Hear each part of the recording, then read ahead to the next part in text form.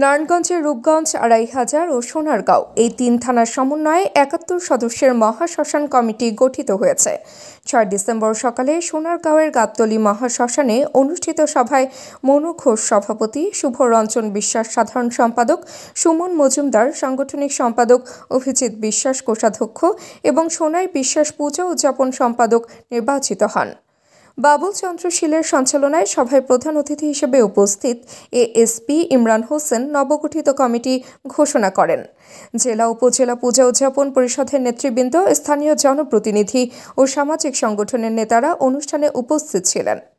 Committee জানায়, শ্মশান পরিচালনা শৃঙ্খলা বজায় রাখা, উন্নয়ন কার্যক্রম গতিশীল করা এবং ধর্মীয় সামাজিক কার্যক্রম সুসমন্বিত করাই তাদের প্রধান লক্ষ্য।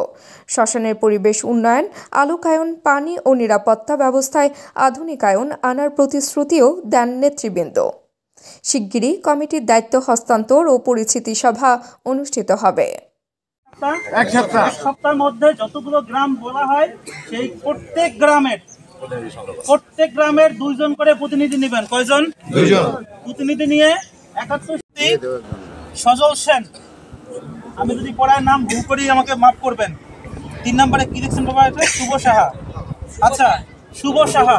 আচ্ছা, আর চম্পারানী বিশ্বাস আছেন? থাকবে না কিন্তু, এটা আগেই বললাম। এটা রেজুলেশন করে নিয়ে আসতে হবে।